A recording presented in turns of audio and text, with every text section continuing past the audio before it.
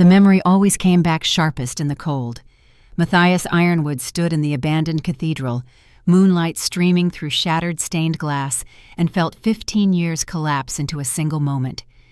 He was 17 again, watching his father die, watching half his pack torn apart by creatures that shouldn't exist, watching the void rift seal itself with his father's final breath. The old king's last words echoed across time. "Strength without wisdom is slaughter, Matthias. Remember that." He hadn't remembered it well enough. 15 years of peace negotiations, treaties signed in blood and ink, alliances forged and broken. And now someone wanted to drag them all back to war, someone who thought ambushing him in a sacred place would be easy, someone who hadn't accounted for the fact that Matthias Ironwood knew these stones, knew these shadows, knew the weight of violence in holy spaces. His royal guards lay motionless around him, frozen in some twisted supernatural sleep. Not dead. He could hear their heartbeats, slow and steady, but they wouldn't wake, wouldn't help. The trap had been perfect, he had to admit. Lure the Alpha King to neutral territory for peace negotiations with the Frost territories. Appeal to his legendary commitment to avoiding bloodshed. Then unleash something that even his strength couldn't fight alone. The scraping sound came again, metal against stone, something moving wrong in the darkness beyond the nave.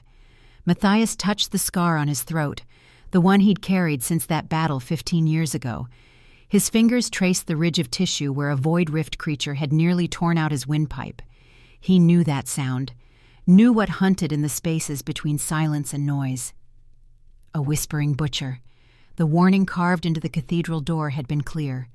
Don't speak or he will hear you. Ancient law, ancient monster, the kind that hunted by sound, drawn to voices like moths to flame. Once it heard you speak, it could track you anywhere, through any shadow, past any barrier. And Matthias had been about to call out to his guards, about to shout for reinforcements beyond the doors, about to die. Movement in his peripheral vision. A shadow among shadows, moving with the kind of silence that came from 3 years of learning to be invisible. Matthias didn't turn his head, didn't react, but his body went rigid with recognition. An Omega. He could scent her even from 20 feet away. Not just any Omega, but one marked by rejection, by abuse, by years of being ground down into nothing. And underneath that, buried so deep most would never notice it, the unmistakable signature of a bloodline everyone believed extinct. Voidwalker. The girl moved like smoke across the cathedral floor, bare feet making no sound on ancient stone. She wore servant's rags, torn and stained, but she carried herself with the precision of someone who understood that a single mistake meant death. Matthias watched her approach through slitted eyes, his alpha instinct screaming danger, even as something else, something deeper, recognized a kindred spirit. She was maybe 23, 24. Dark hair tangled around a face marked by hardship, but not broken by it. Scars on her wrists where shackles had worn the skin. Calluses on her palms from years of servant work. But her eyes, God's, her eyes held the kind of intelligence that came from surviving impossible odds. He knew her. The recognition hit him like a physical blow. 3 years ago. The rejection ceremony in his throne room. Beta Dorian Blackthorn of Ember Hollow Pack, rejecting his mate publicly, while Matthias sat and watched and did nothing. I reject you, Sera Ashborne. You are nothing, less than nothing. And Matthias had said nothing, done nothing, none. Just watched with tired eyes as the girl's world shattered. He'd told himself it was pack business, not royal concern, that interfering would make him look weak, would undermine pack authority. His advisors had been clear. Let local leaders handle local justice. But he'd known something was wrong. Had smelled the Voidwalker bloodline on her even then, faint but present. Had seen the intelligence in her eyes being crushed under systematic cruelty. And he'd looked away. Now she was here, moving through the darkness with purpose, heading straight for him. Matthias's mouth opened, ready to speak, to demand what she was doing here, to order her back before the butcher found them both. She moved faster than thought, crossed the final 10 feet in heartbeats, and clamped both hands over his mouth just as the first syllable began to form. her scarred palms pressed against his lips, silencing him with desperate strength. Her eyes locked with his, wide with fear but also with determination. "Don't speak!" The whispering butcher's head snapped toward them. Matthias saw it clearly now through the broken windows. Too many joints in its limbs. A head that twisted completely around as it listened. Fingers that ended in needles designed to pierce through throats and steal voices forever. It moved with the jerking, wrong motion of something that existed partially outside normal reality. Click, click, click. The sound of its needle fingers tapping together as it listened, waiting, hungry. Sera's hands trembled against Matthias's mouth, but she held firm. Her body pressed against his, small and slight but radiating determination.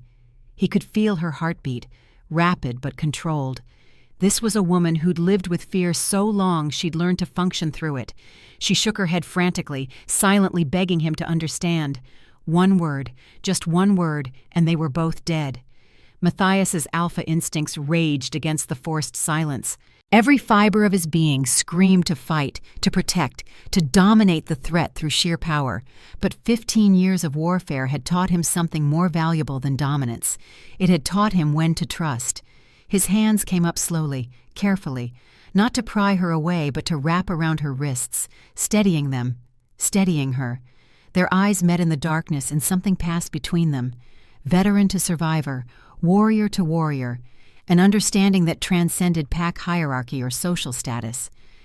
"I see you," his eyes said. "I trust you." The butcher stalked closer, its twisted form casting impossible shadows in the moonlight. One of the frozen guards whimpered in his spelled sleep. Such a tiny sound, barely audible to normal ears. But the creature's head whipped toward him with the crack of breaking vertebrae. Sera moved without hesitation.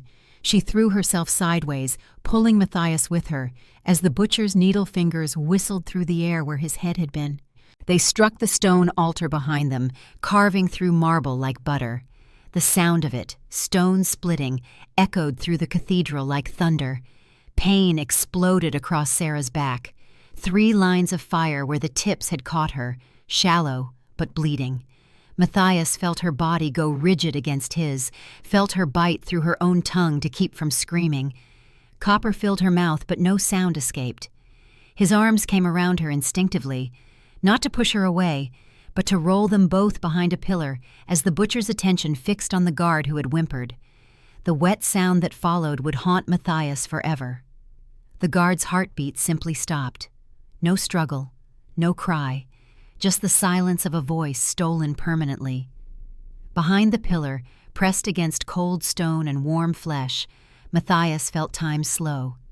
Sera's blood dripped onto his face, onto his throat, mixing with the rain that leaked through the broken roof. Her heartbeat thundered against his chest. Her scent, pine and suffering and something anciently powerful, overwhelmed his senses. But there was something else in her scent now. Recognition.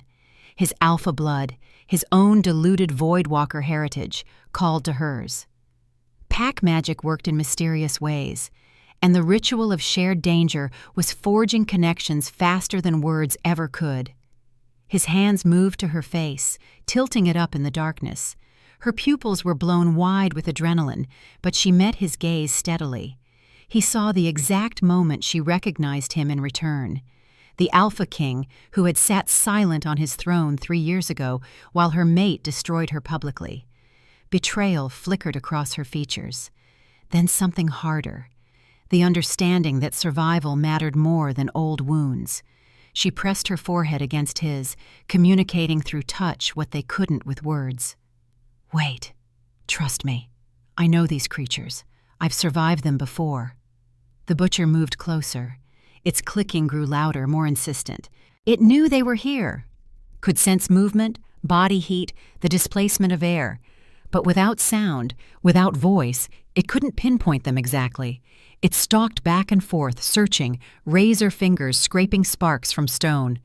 Matthias's mind raced through tactical options. They were pinned. The doorway was 30 feet away, might as well be 30 miles. His guards wouldn't wake for hours.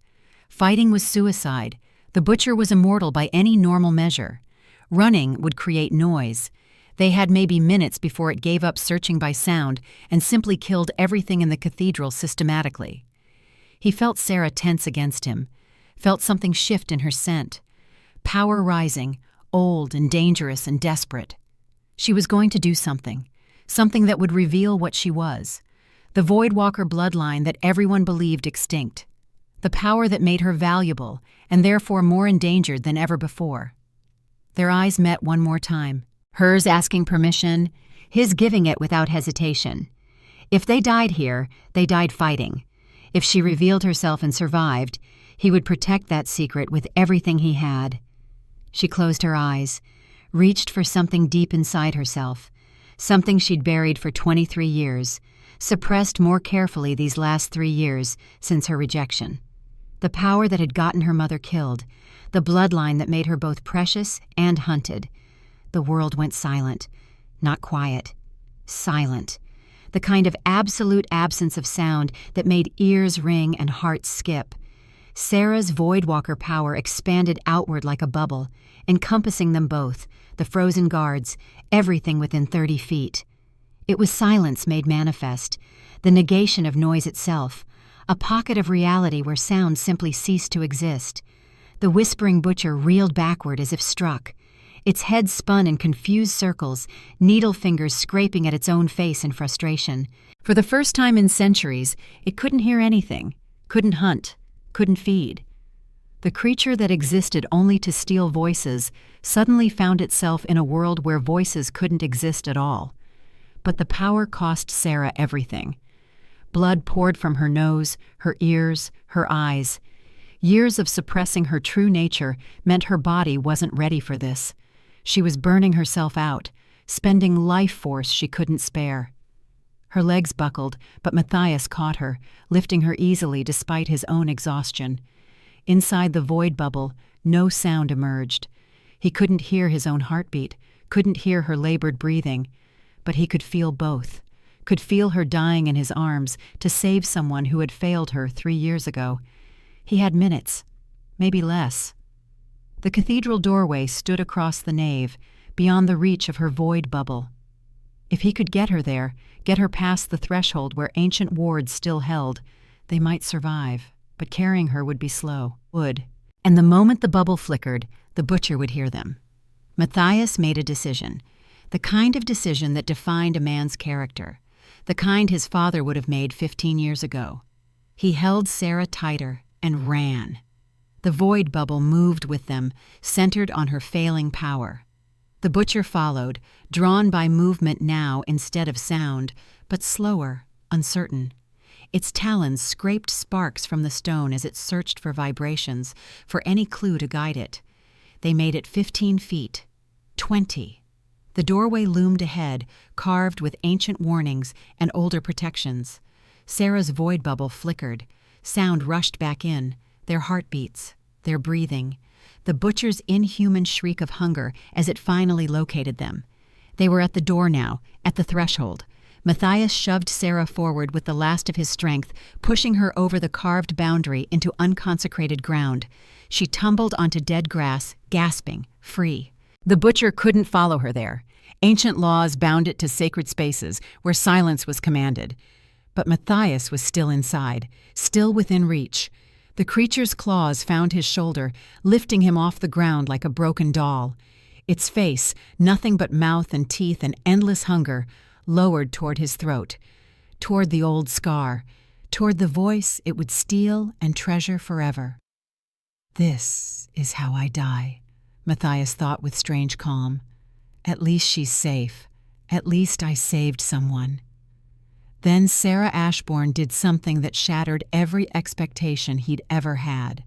She came back, stumbled to her feet despite the blood loss, despite the exhaustion, despite every instinct screaming at her to run. She threw herself back across the threshold, back into the butcher's domain. Her void power flared one more time, weaker but focused like a blade. She drove it into the creature's chest, not to kill, because killing it here would curse the sacred ground forever, but to force it to release. The butcher dropped Matthias more from surprise than pain. In all its centuries of hunting, no prey had ever come back. ever chosen to risk themselves for someone else. The concept was so foreign to its nature that it froze for a crucial heartbeat. Matthias caught Sera as she fell, caught her and ran again, this time carrying them both across the threshold, out of the cathedral, into the cold night air beyond. They collapsed onto unconsecrated ground, gasping and bleeding, but alive. For now. Sera's hand found his in the darkness. Her fingers, scarred and calloused, threaded through his. She couldn't speak, didn't have the strength, but the gesture said everything. We survived. Together. Matthias squeezed back gently. Something was forming between them. Not a mate bond, not yet, but the foundation of one. The recognition that they were both survivors, both warriors, both people who understood the weight of impossible choices. Behind them, in the cathedral, the whispering butcher watched through broken windows. It couldn't cross the threshold now that they were beyond sacred ground, but its needle fingers tapped together in a rhythm that sounded almost like laughter. The hunt wasn't over. It had marked them both, could track them anywhere now, would find them eventually. But for this moment, bleeding in the dead grass, they had won. Matthias looked at the woman who had saved him, really looked at her for the first time, saw past the servant's rags and rejection scars to the person underneath. Strong, brave, brilliant, everything his advisors had told him to ignore 3 years ago. He'd failed her once, let political expediency and cowardice guide his actions, let her suffer while he looked away. But he was looking now, seeing her now, and he would spend whatever time he had left making that failure right.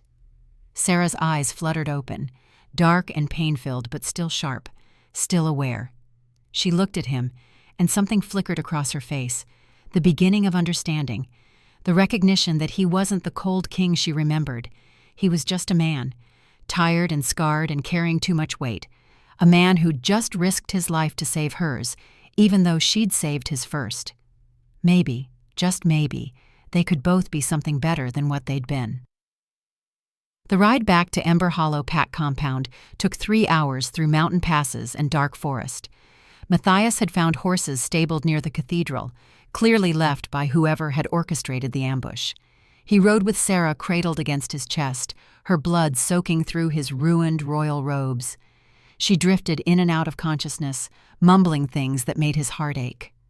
"Mother, I'm sorry. I tried to stay hidden." The black veins spreading from the butcher's mark on her shoulder told a grim story. She had maybe 48 hours before the corruption transformed her into something monstrous. Maybe less, given how much power she'd burned. And Matthias bore similar marks now, 3 parallel wounds on his shoulder where the creature had gripped him. His alpha blood bought him more time, maybe 72 hours, but the end result would be the same.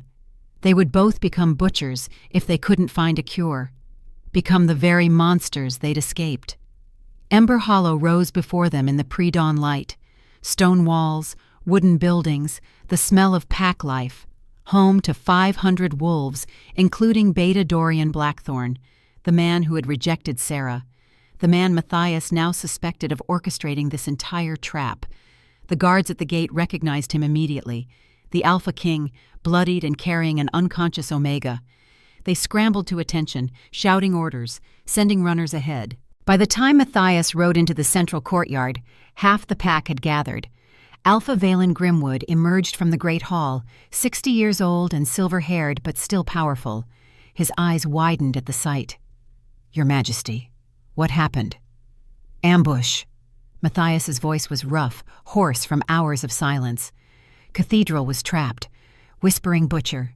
The crowd reacted like he'd slapped them. Whispers rippled outward. Impossible. Those things are myths, ancient stories.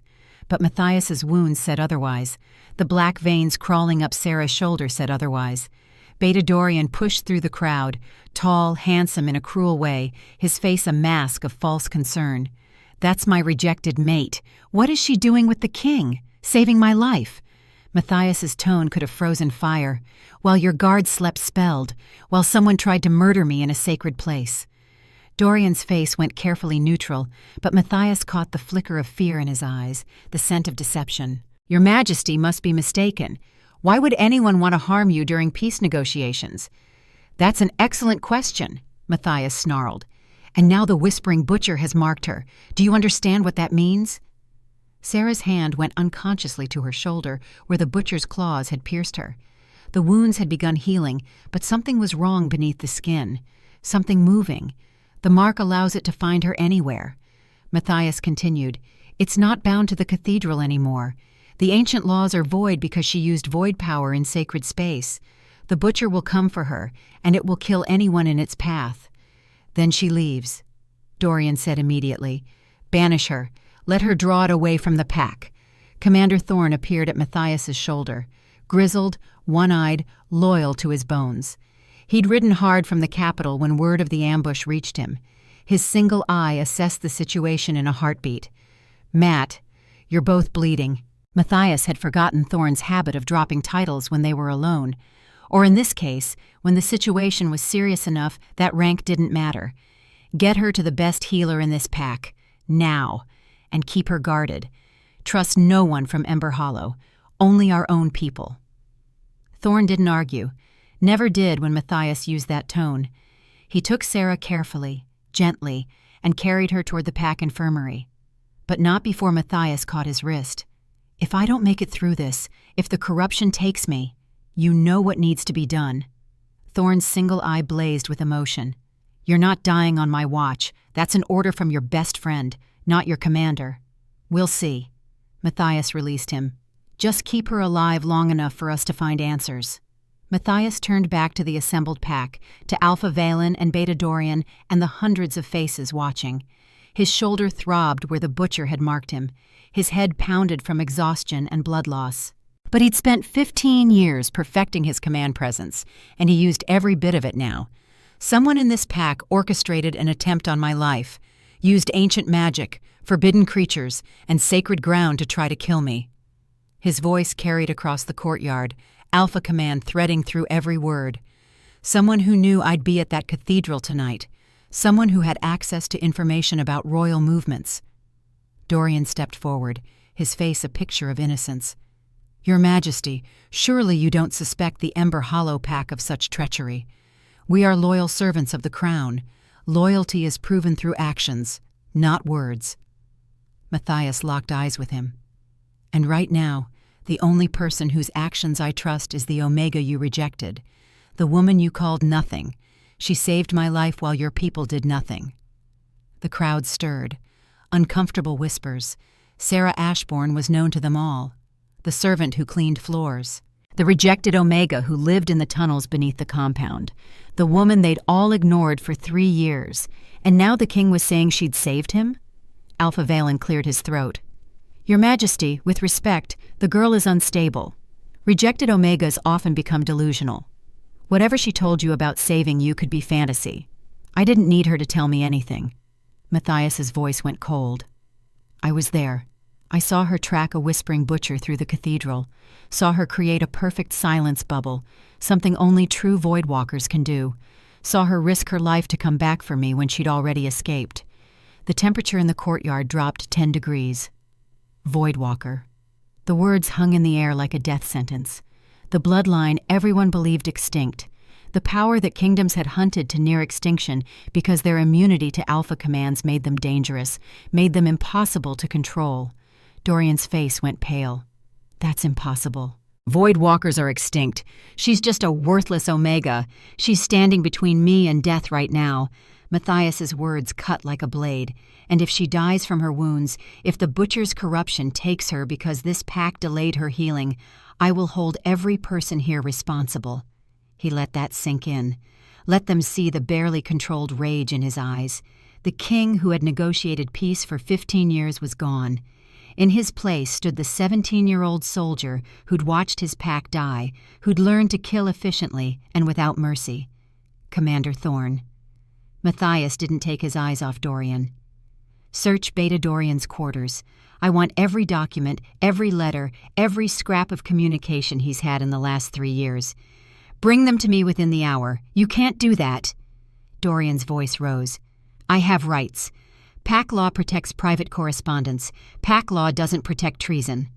Matthias stepped into his space, and attempted assassination of the Alpha King is very much treason. Thorn moved immediately, taking 3 royal guards with him. Dorian started to protest, but Alpha Valen held up a hand, his face grim. "Let them search. If you're innocent, you have nothing to fear." Matthias turned to the assembled pack. "I want everyone confined to the compound until we sort this out. No one leaves. No messages sent. If there are conspirators here, they don't get warning." The pack dispersed slowly, whispers following them. Matthias could feel the tension in the air, thick enough to choke on. Someone here had tried to kill him. Someone had orchestrated the cathedral ambush, and he was betting everything that Dorian was either directly involved or knew who was. Alpha Valen approached him quietly. "Your Majesty, perhaps you should see the pack's healer yourself. Those wounds need attention. After I check on Sera." Matthias's voice was firm. "She saved my life. I owe her at least my presence while she fights for hers." The infirmary was a long stone building at the edge of the compound. Matthias found Sera on a cot in the corner, surrounded by guards Thorn had posted. Her skin looked gray in the dim light, the black veins from the butcher's mark spreading up her shoulder toward her neck, but she was breathing, fighting. He pulled a chair close and took her hand. Her fingers were cold, too cold, but they tightened slightly around his. She was somewhere between consciousness and sleep, trapped in whatever nightmares the corruption brought.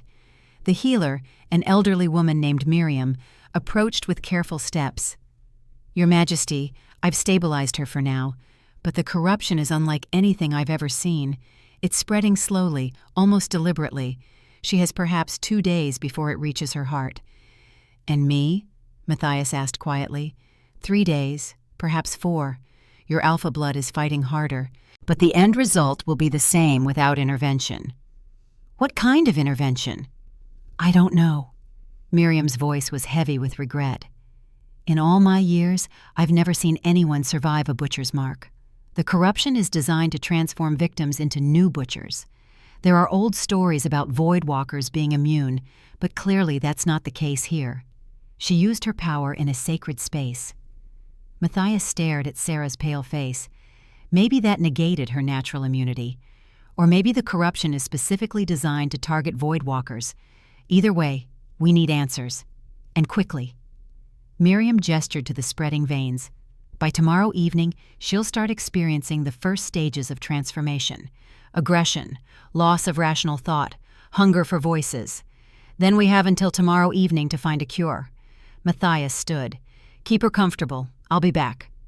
He found Thorn in Alpha Valen's study, surrounded by documents. The look on his old friend's face told Matthias everything he needed to know before a word was spoken. "It's bad," Thorn said without preamble. "Worse than we thought. Show me." They spread the letters across the desk, correspondence between Dorian and various northern pack leaders dating back 5 years. Matthias read them with growing fury, each page adding another layer to a conspiracy that had been building long before tonight's ambush. The story the letters told was both simpler and more complex than he'd imagined. The northern packs were starving, had been for half a decade, ever since some kind of magical blight destroyed their hunting grounds. Crops failed, game disappeared, entire territories turned barren. They'd approached the southern kingdoms for help, for land rights, for food aid, for any kind of relief. And Matthias, focused on maintaining the delicate peace he'd built, had offered token assistance, grain shipments that barely scratched the surface, humanitarian aid that felt like charity rather than genuine help. The northern packs had been desperate, and desperate people made desperate choices. They'd remembered the old stories about void walkers, about how their power could manipulate dimensional barriers, could open rifts to other worlds, could be weaponized in ways that made conventional warfare obsolete. So they'd sent scouts throughout the 7 kingdoms, searching for any remaining bloodline carriers, and they'd found Sera. Or rather, they'd found records of her mother, Sera Ashborne. But Sera had died 15 years ago, using her power to save lives during the same Void Rift battle that killed Matthias's father, which left only her daughter. The northern packs had approached Dorian with a deal: keep Sera suppressed, keep her ignorant of her power, make sure she never trained, never awakened her full potential. In exchange, Ember Hollow would receive regular food shipments, enough to keep them comfortable while surrounding territories struggled. The rejection ceremony 3 years ago hadn't been personal cruelty. It had been strategic. Rejected Omegas became invisible. No one noticed them. No one cared if they disappeared. When the Northern Pacts were ready, when their plans matured, they'd simply take her, turn her into the weapon they needed. But Sera had proven more resilient than anyone anticipated, had survived 3 years of systematic abuse without breaking, had taught herself to track monsters instead of becoming prey. And when someone tried to kill Matthias at the cathedral, she'd been there, had saved the one person who could stop the Northern Pact's invasion plans, which brought them to the final letter, dated 3 days ago. Matthias read it twice, his hands shaking with rage. Brother Dorian, your failure to maintain control of the Voidwalker asset is noted. Princess Alara has decided to accelerate the timeline. The Alpha King will be eliminated at the cathedral as planned. If the Voidwalker interferes, capture her alive if possible, dead if necessary. We no longer need her cooperation. Her bloodline is what matters. The Northern Army moves in 3 days. Whether you stand with us or against us will determine Ember Hollow's fate. Choose wisely. Signed, Alpha Roderick of the Frost Territories. Matthias set the letter down carefully. His sister, Princess Alara, working with the Northern Pacts, orchestrating his assassination. The betrayal cut deeper than the butcher's claws. Why? His voice was barely a whisper. Why would she do this? Thorn pulled out another document, this one in Alara's handwriting, a journal entry, apparently stolen from her private quarters by one of Dorian's informants. Matthias read his sister's words and felt his world tilt. I watch Matthias negotiate peace treaties and wonder if he sees the cost. The Northern Pacts are dying, their children starve while we feast. He offers charity when they need justice, offers tokens when they need territory. He cannot see that his precious peace is built on their suffering. Someone has to act. Someone has to make the hard choices he refuses to face. If that makes me a traitor, so be it. Better a living traitor than a dead king who let thousands starve because it was politically inconvenient to help them. Matthias closed his eyes. His sister wasn't acting out of ambition or greed. She was acting out of conviction, out of the belief that he had failed, that his peace was a lie built on other people's suffering. And the worst part was, she wasn't entirely wrong. Is she wrong? Matthias asked Thorn. About the Northern Pacts? About me failing them? Thorn was quiet for a long moment. You offered what you thought you could spare, what you thought wouldn't destabilize the southern kingdoms. Was it enough? No. But was it all you could do at the time? I think you believed it was. Belief isn't enough. Matthias opened his eyes. My father taught me that strength without wisdom is slaughter, but I've been operating on a different principle. Peace without justice is just delayed war, and that's exactly what I created. So what now? Thorn asked. Now we fix it. Matthias stood. But first, we need to survive the next 48 hours. Where is Dorian? Locked in his own quarters with 6 guards watching him. He's screaming about rights and pack law, but he's not going anywhere. Good. Keep him there until I decide what to do with him. Matthias moved toward the door. I need to check on Sera, then we need to find Alpha Valen. There are things he hasn't told us, about Sera's mother, about why a Voidwalker was in Ember Hollow in the first place. They found Alpha Valen in his private study, staring at a portrait of a woman Matthias didn't recognize. The old Alpha looked ancient in the firelight, every one of his 60-plus years visible in the lines of his face. Her name was Sera Ashborne. Valen's voice was heavy with memory. Sera's mother. She came to me 24 years ago, pregnant and fleeing northern hunters. I gave her sanctuary on one condition, that she hide her bloodline, that she raise her daughter to never know what she was. Why? Matthias asked. Why hide someone who could have been an asset? Because I was afraid. Valen turned to face them. After your father sealed the Void Rift, after we saw what that power could do, people feared Voidwalkers, believed they were cursed, dangerous. The northern packs hunted them systematically, either killing them or capturing them for experiments. Leora begged me for a place where her daughter could just be a child, just be normal. So you kept Sera ignorant. Matthias felt anger building but pushed it down. For 23 years you let her grow up not knowing her own power. I thought I was protecting her. Valen's voice broke. Leora died when Sera was 8. Used her power to save a group of children, including you, from a butcher attack during that last Void Rift battle. She aged 50 years and minutes and died in my arms. Her last words were, "Let Sera be normal. Let her have the childhood I never had." And instead, you let her be abused. Matthias's control slipped. Let Dorian reject her. Let her spend 3 years as a servant while you knew exactly what she was, what she could become. I thought if she stayed broken, stayed hidden, the northern packs would never find her.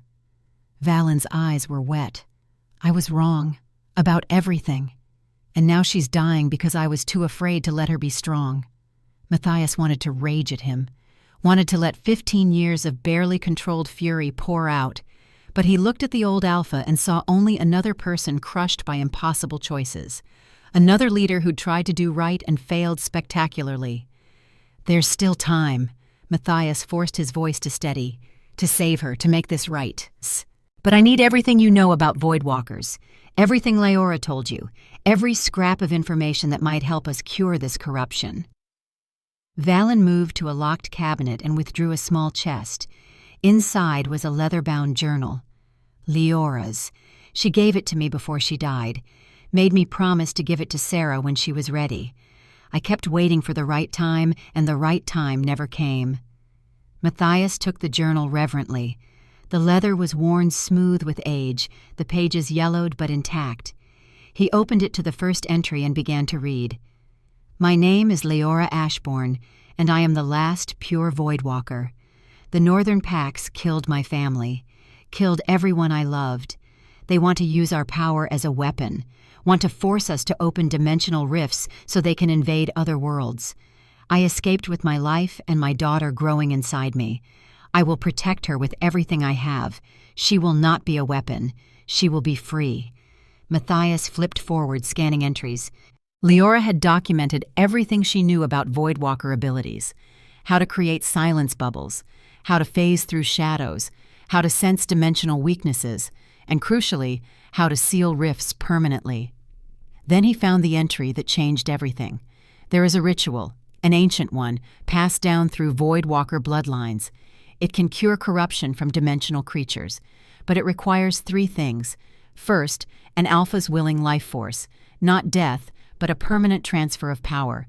The Alpha will lose their status, their dominance, but keep their life. Second, the Voidwalker must fully accept their bloodline.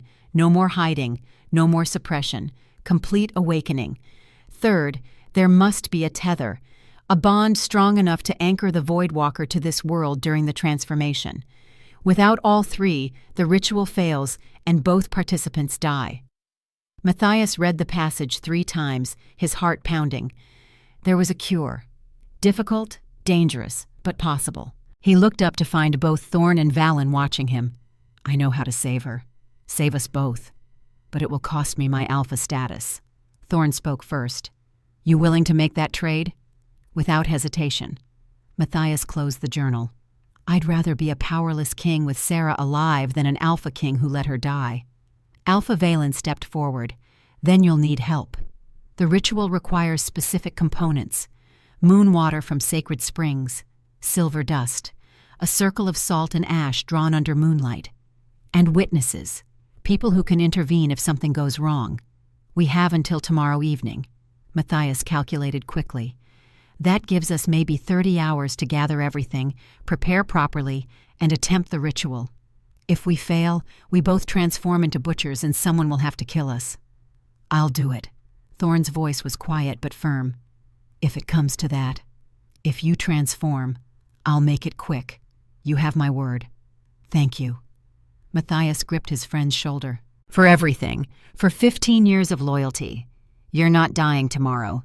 Thorn's single eye blazed with determination. You're going to save that girl, save yourself, and then we're going to deal with your traitorous sister and the northern invasion, in that order, assuming we survive the ritual." Matthias allowed himself a small smile. "But yes, that's the plan." The next hours passed in frantic preparation. Thorn sent riders to the sacred springs for moon water. Alpha Valen provided silver dust from the pack's treasury. They cleared the central courtyard where Sera had been rejected 3 years ago. There was poetry in that, bitter but fitting. The same space that had witnessed her destruction would witness her salvation, if they succeeded. Matthias spent the time reading Lyora's journal cover to cover, learning everything the woman had known about Voidwalker abilities, understanding the sacrifices she'd made, the choices that had shaped her daughter's life. One entry made him stop. "I met Queen Isadora today, the Alpha King's mate. She is diluted Voidwalker, like my great-grandmother was. We spoke for hours about what it means to carry this bloodline, about the fear and the power and the impossible choices. She told me about her son, Matthias, how he carries a trace of Voidwalker blood through her line, how that makes him more sensitive to dimensional instability than normal alphas. I told her about my daughter, Sera, how she will be pure bloodline, the strongest Voidwalker in generations. Isadora made me promise something. She said, 'If something happens to me, if I die before I can prepare Matthias for what's coming, promise me you'll help him understand. Promise me you'll show him that Voidwalkers aren't monsters, they're protectors.' I gave her my word. I hope I live long enough to keep it." Matthias set the journal down with shaking hands. His mother had known, had met Sera's mother, had tried to protect them both, and she died before she could complete that promise, leaving Matthias to stumble blindly through choices that had led to Sera's suffering. But he could fix it, starting tomorrow at dawn. He returned to the infirmary as night fell. Sera was conscious now, her eyes fever-bright, the black veins reaching her collarbone. She watched him approach with wariness and something else, curiosity perhaps, or the beginning of trust. "How do you feel?" he asked, pulling the chair close.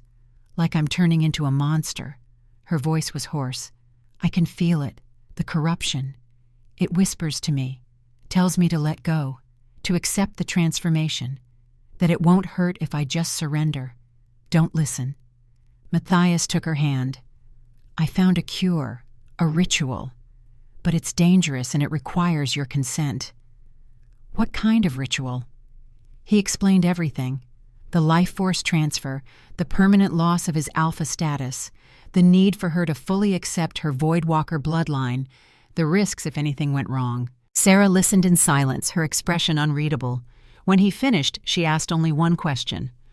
"Why would you give up your alpha power for me?" "Because you saved my life. Because I failed you 3 years ago, and I want to make it right. Because—" He paused, choosing his words carefully. "Because I think my father and your mother would want us to try. Would want us to prove that Voidwalkers and alphas can work together instead of destroying each other. And if the ritual fails, if we both become monsters, then Commander Thorn has orders to end us quickly. We won't hurt anyone, won't spread the corruption further. It ends with us." Sera was quiet for a long time, then she nodded slowly. "I accept. If there's a chance to stop this, to cure the corruption, we have to take it, even if it kills us. It won't kill us." Matthias squeezed her hand gently. "We're going to survive this. Together. Together," she echoed. "I like that word." They sat in the comfortable silence of shared understanding. Outside, Thorn directed preparations. Guards took positions. The compound locked down. By dawn, everything would be ready. As midnight approached, a commotion at the gates drew everyone's attention. Matthias emerged from the infirmary to find the courtyard in chaos. A rider had arrived, exhausted, carrying a message sealed with the royal insignia. Thorn took the message and read it quickly, his face going pale. "Matt, you need to see this." The message was from Princess Alara, short and direct. "Brother, by the time you read this, I will be riding toward Ember Hollow with the northern armies. Not to attack, but to negotiate. I know you found Dorian's letters. Know you understand what the Northern Pacts are facing. I am not your enemy, Matthias. I am trying to save lives. Give me a chance to explain before you condemn me. I arrive at dawn with Alpha Roderick under Peace Banner. Please, let us talk before more blood is spilled. Your sister, Alara. Matthias read it twice. His sister was coming, with an army at her back but a peace banner flying, arriving exactly when he and Sera would be attempting the ritual. The timing couldn't be coincidence. What do you want to do? Thorn asked. We stick to the plan. Matthias folded the message. The ritual happens at dawn as scheduled. If Alara arrives before we're finished, she waits. The Northern Pacts can wait. Sera's life won't be held hostage to politics. And if they attack while you're vulnerable, then you defend. Matthias met his friend's eye. Protect Sera above all else, even if it means letting me die. Thorn nodded grimly. I hope it doesn't come to that. So do I. Matthias looked toward the infirmary where Sera rested. But if it does, make sure she knows she was worth it. Worth every choice, every sacrifice. I'll tell her, Thorn promised. But you'll be alive to tell her yourself. The hours until dawn crawled by. Matthias couldn't sleep, couldn't rest. He sat with Sera, their hands intertwined, both of them watching the black veins spread slowly toward their hearts, both of them knowing that by this time tomorrow they'd either be cured or dead. Tell me about your mother, Sera said suddenly. About Queen Isadora. So Matthias told her, about his mother's hidden Voidwalker bloodline, about her fear and her strength, about how she'd met Sera's mother and tried to protect them both, about her death fighting butchers 15 years ago, using the same power that now ran through Sera's veins. She sounds brave, Sera said when he finished. She was, but she was also afraid, spent her whole life hiding what she was. Matthias looked at their joined hands. I don't want that for you. Don't want you to spend another day hiding your power or pretending to be less than you are. Even if it makes me dangerous, even if people fear me, especially then. People should respect your strength, not force you to diminish it for their comfort. Sera smiled, small and genuine. You're very different from the king I saw 3 years ago, the one who sat silent while I was destroyed. I'm trying to be, Matthias admitted, trying to be the king my father hoped for instead of the one fear made me become. I think you're succeeding. They sat together in the darkness, drawing strength from each other. Outside, the sky began to lighten. Dawn approached. Time to face the ritual that would save them or kill them. Time to choose wisdom over strength, partnership over dominance, hope over fear. Matthias helped Sera to her feet. She swayed but held steady, her determination stronger than the corruption eating at her. They walked together to the courtyard where Thorn had prepared everything. Salt and ash circle, silver dust, moon water, witnesses arranged in protective formation, and on the horizon, the first banners of the Northern Army. Princess Alara keeping her word, arriving under Peace Banner just as dawn broke. Matthias ignored them, ignored everything except the woman beside him and the choice they were about to make. They stepped into the circle together, knelt facing each other. Their hands found each other automatically. Ready? Sera asked. No, Matthias answered honestly. Terrified, but I trust you. I trust you too. She squeezed his hands. Let's survive this. Together. The sun broke over the mountains, flooding the courtyard with golden light. The witnesses held their breath. The Northern Army halted at the gates, Alara watching from horseback. And in the center of everything, 2 people marked by death began the ritual that would change them both forever. Tomorrow at dawn, they would attempt the ritual. If it failed, they would both become monsters. If it succeeded, they might just save 8 kingdoms. Matthias held Sera close and prepared for the most important battle of his life. Matthias woke to the sound of approaching armies, not the chaos of attack, but the disciplined march of thousands moving in formation. He opened his eyes to find Sera still kneeling across from him in the salt and ash circle, her hands locked with his, both of them trembling with exhaustion. The ritual had worked. The black veins were gone from both their bodies, transformed into silver and gold tracery that glowed faintly in the dawn light. Protective marks, not corruption. They had burned out the Butcher's poison by merging Alpha life force with Voidwalker power, creating something new, something that had never existed before. But the cost. Gods, the cost. Matthias could feel the absence where his Alpha dominance had been.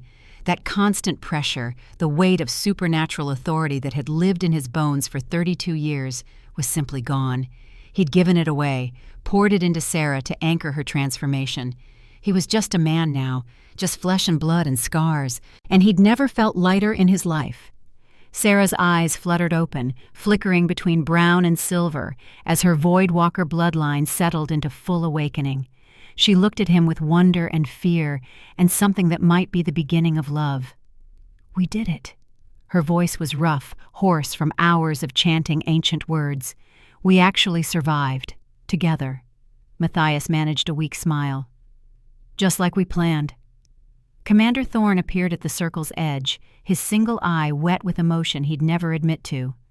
"You magnificent idiots. I thought I was going to have to kill you both. Sorry to disappoint."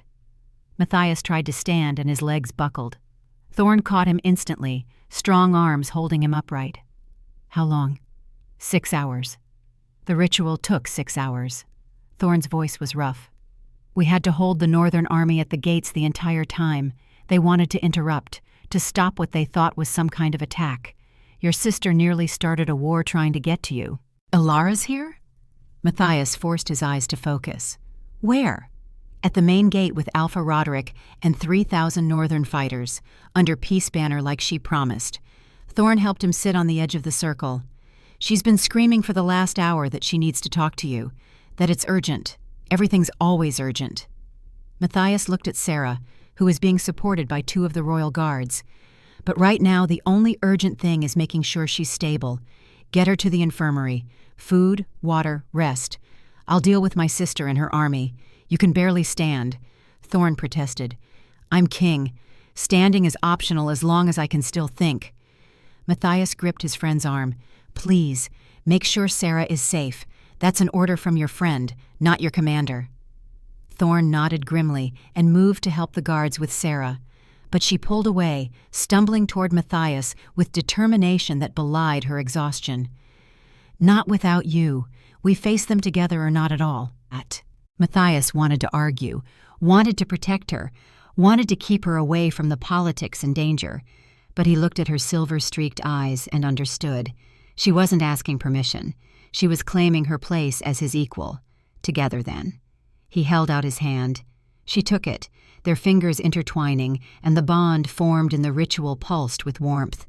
Not a forced mate bond, but genuine connection, built on shared sacrifice and choice. They walked together toward the gates, Thorne and 20 royal guards forming protective escort. The entire pack had gathered on the walls and in the courtyard, watching their bloodied king and the Omega he'd sacrificed everything to save. The whispers followed them like a wave. He gave up his Alpha status for her, for a rejected Omega. Is he even still king? Can a non-Alpha rule? Matthias ignored them. Let them question. Let them doubt. He'd spent 15 years ruling through dominance and fear. Time to prove he could lead through wisdom instead. The gate swung open to reveal Princess Sera Ironwood, mounted on a warhorse, flanked by the largest man Matthias had ever seen. Alpha Roderick of the Frost Territories stood nearly 7 feet tall, silver-haired and scarred, with eyes that held 60 years of survival against impossible odds. Behind them, 3,000 Northern fighters waited in perfect formation. Not the rabble of desperate refugees Matthias had expected, but disciplined soldiers who understood the meaning of restraint. They could have stormed Ember Hollow at any point during the ritual, could have slaughtered everyone while Matthias was vulnerable. But they'd waited, under peace banner, honoring the old laws even when it cost them tactical advantage. That told Matthias everything he needed to know about their true intentions. Ilara dismounted and approached the gate, her armor catching the morning light. She looked tired, lined with stress, but her eyes were clear. "Brother, I'm glad you survived whatever that was. The power radiating from that ritual nearly knocked me off my horse. It was necessary." Matthias kept his voice neutral. The Butcher's corruption would have killed us both without intervention. Yes, the Butcher. Alara's jaw tightened. The trap you weren't supposed to escape. I'm sorry, Matthias. Truly. I didn't want you hurt. Didn't want any of this.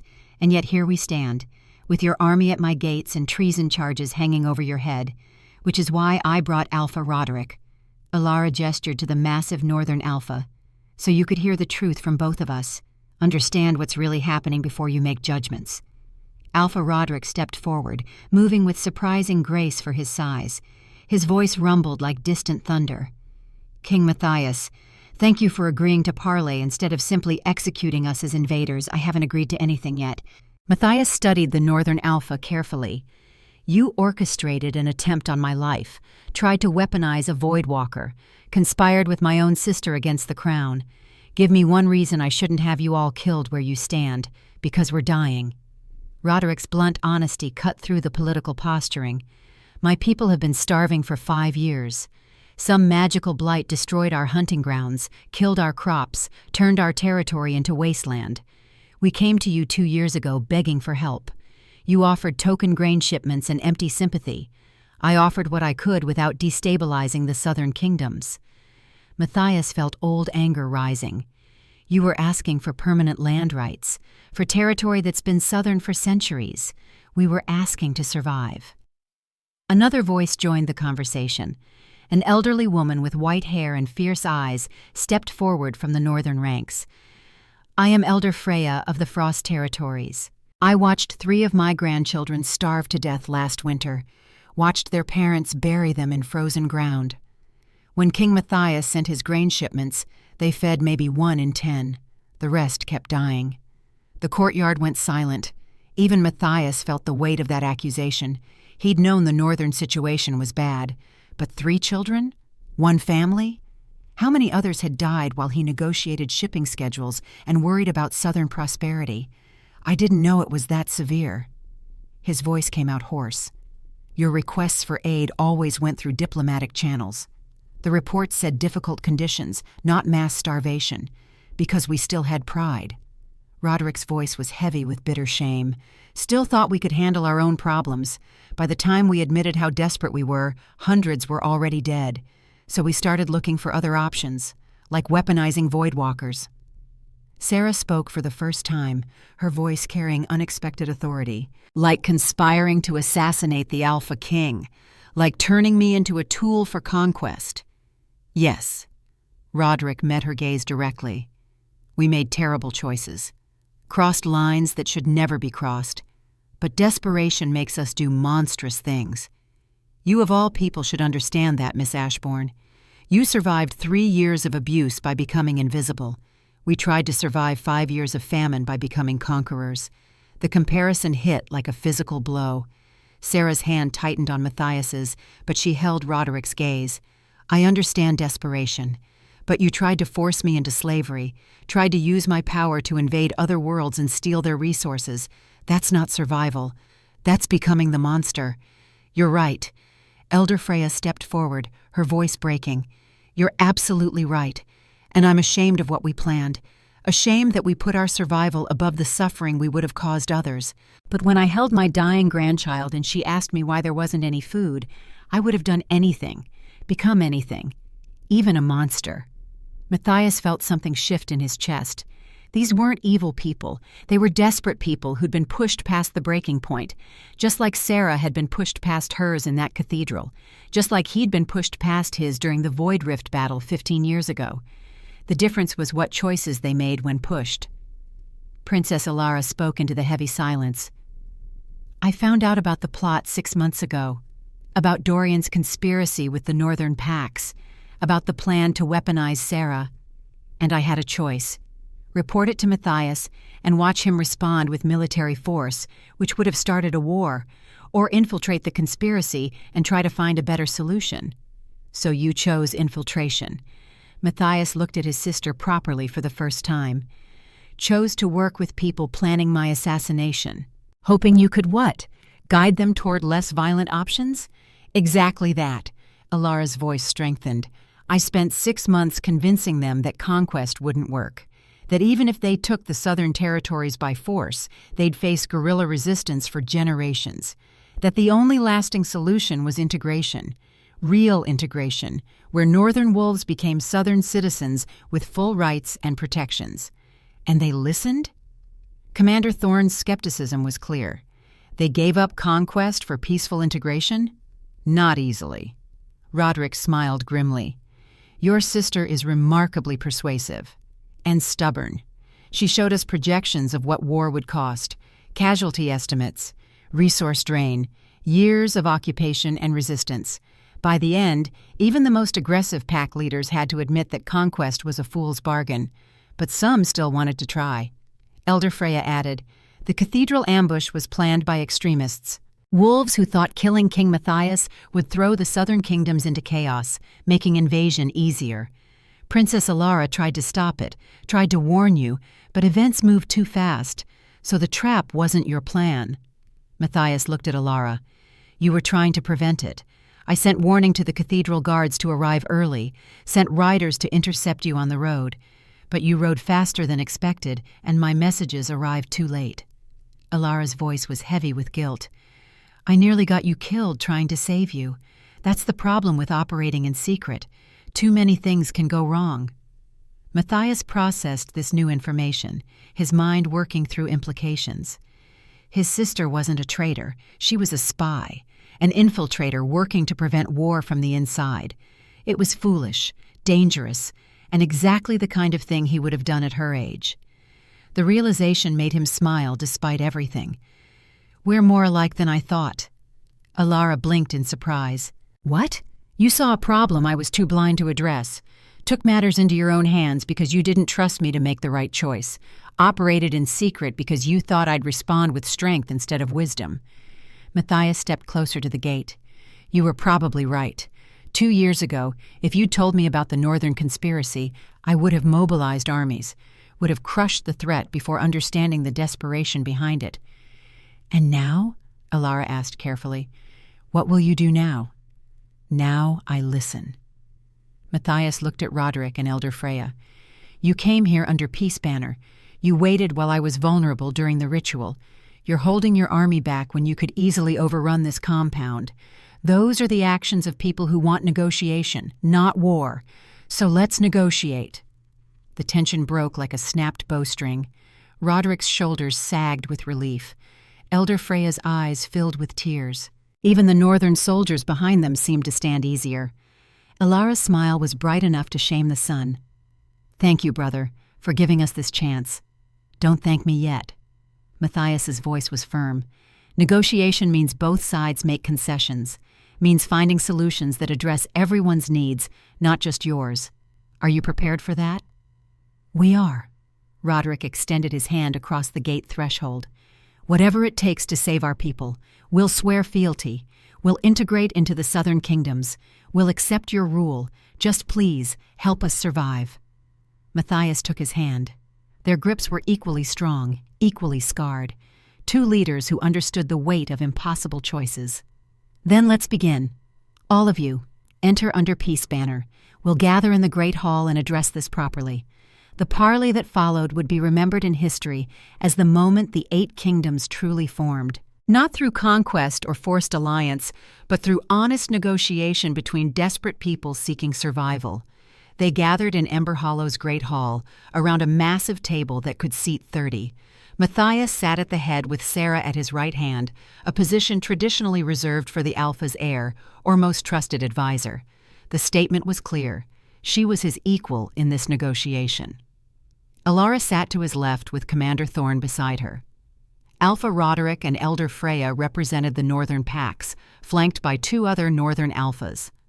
Alpha Valen of Ember Hollow took a seat with Elder Morgan, representing the southern territories. For 6 hours they argued and compromised and built something unprecedented. Roderick laid out the situation in brutal detail. 5 years of crop failures, hunting grounds turning barren, 8 northern packs reduced from 20,000 wolves to barely 12,000, hundreds dead from starvation. Hundreds more too weak to shift, trapped in human form because they lacked the calories to sustain their wolf bodies. We've eaten everything. Elder Freya's voice was flat with exhausted honesty. Stripped every tree of bark, killed every animal down to the mice, boiled leather for soup. We've been dying slowly for 5 years and no one noticed because we were too proud to admit how desperate we were. The Southern delegates listened in increasingly uncomfortable silence. Elder Morgan, who'd argued most vociferously against helping the Northern Packs 2 years ago, looked physically ill. That bad? We didn't know. The reports never said it was that bad. Because we softened them. Roderick's smile was bitter, didn't want to appear weak, didn't want charity, wanted to handle our own problems.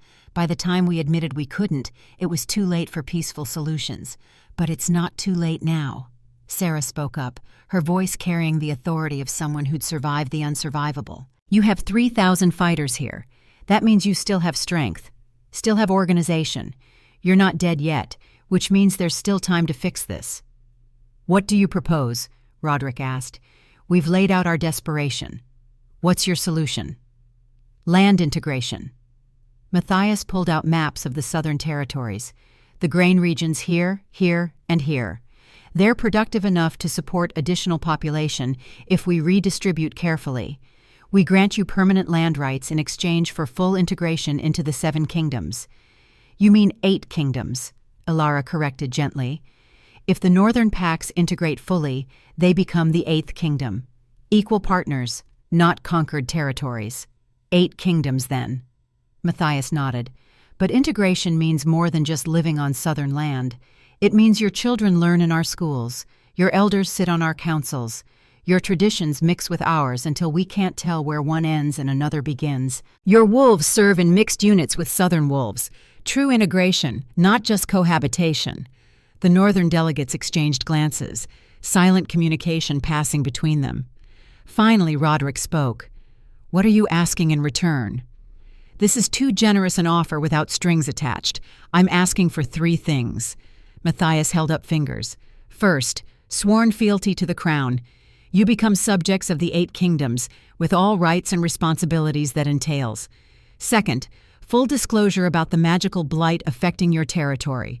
We need to understand what caused it, and whether it might spread south. Third, cooperation in training Voidwalkers. He gestured to Sera.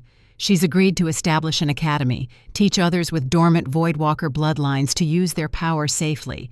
The Northern Packs have been hunting Voidwalkers for generations. I want that to end, permanently. We can agree to all of that, Elder Freya said immediately. But the blight? We don't understand it ourselves. It appeared 5 years ago without warning. Some kind of magical corruption that kills everything it touches. We've had scholars studying it for years with no answers. Sera tensed beside Matthias. Magical corruption that appeared 5 years ago? That kills organic matter?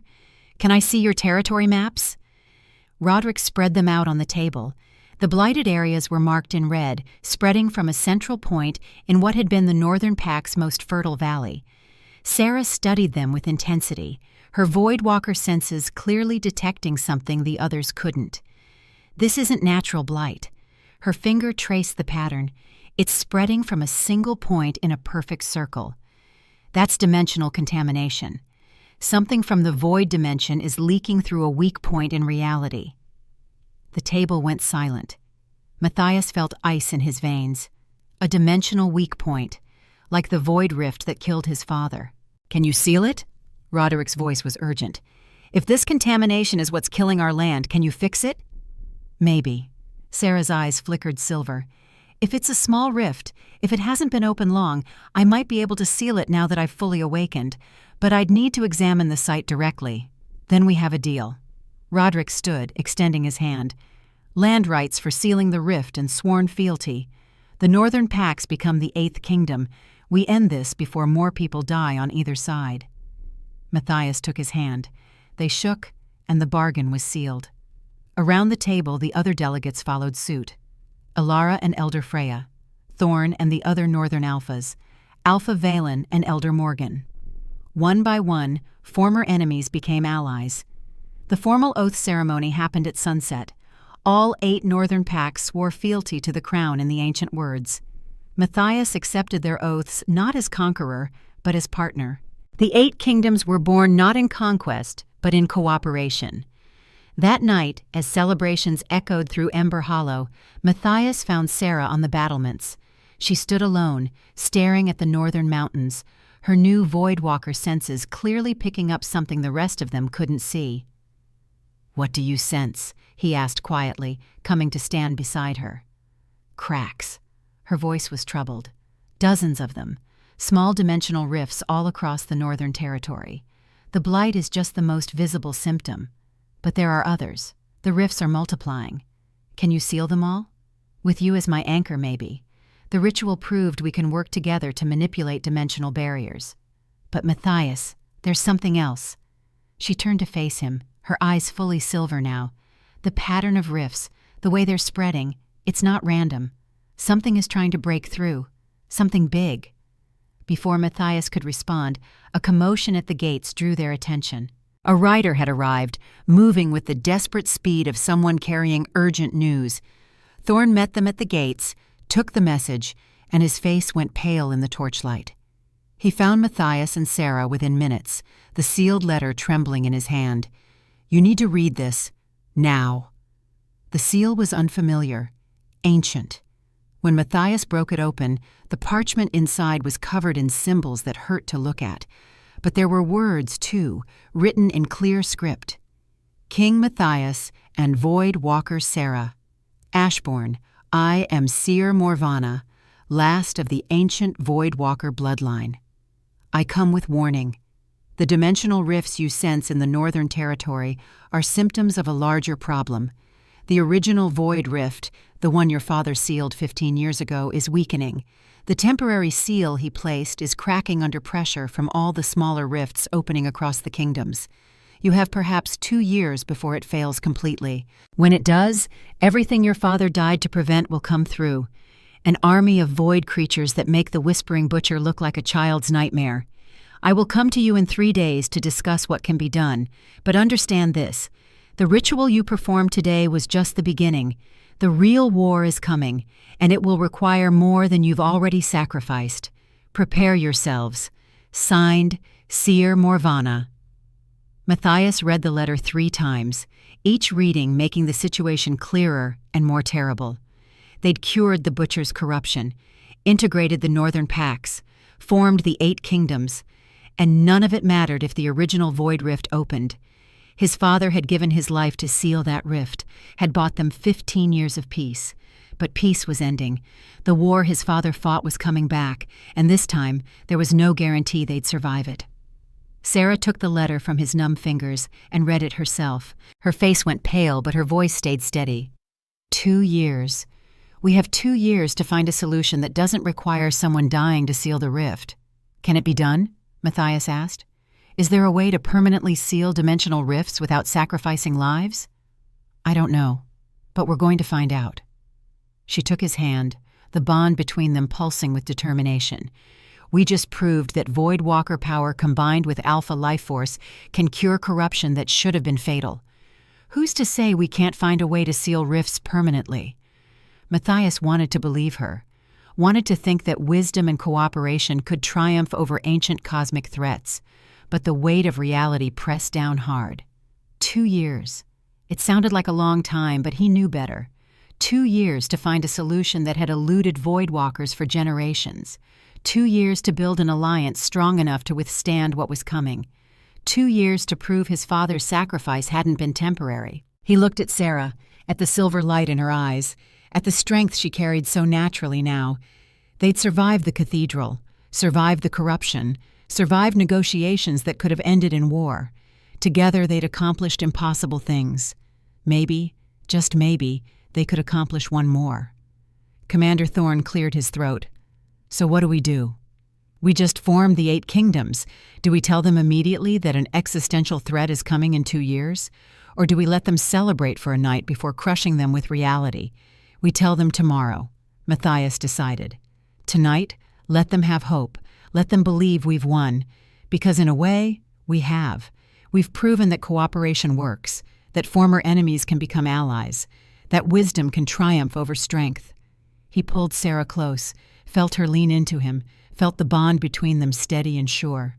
Tomorrow we start preparing. We find Seer Morvana. We learn everything we can about dimensional rifts. We train Voidwalkers and strengthen our alliance and build the foundation we'll need to face what's coming. And if we can't find a solution, Sera asked quietly, if it comes down to another sacrifice, then we make sure it's a choice. Matthias's voice was firm. Not a necessity. My father didn't have options. We do. We have time, allies, knowledge he never had. We use every advantage. Sera nodded slowly. 2 years. It's not much time. It's enough. It has to be. They stood together on the battlements, watching the celebrations below. 8 kingdoms united, thousands of lives saved, a foundation built on trust instead of conquest. It was a victory worth celebrating. But in the back of Matthias's mind, Seer Morvana's words echoed like a death knell. 2 years before the original rift opens.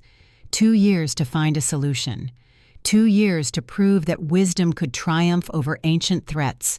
They had won this battle, united the kingdoms, cured the corruption, built something worth protecting. But the war was not over. It had only just begun.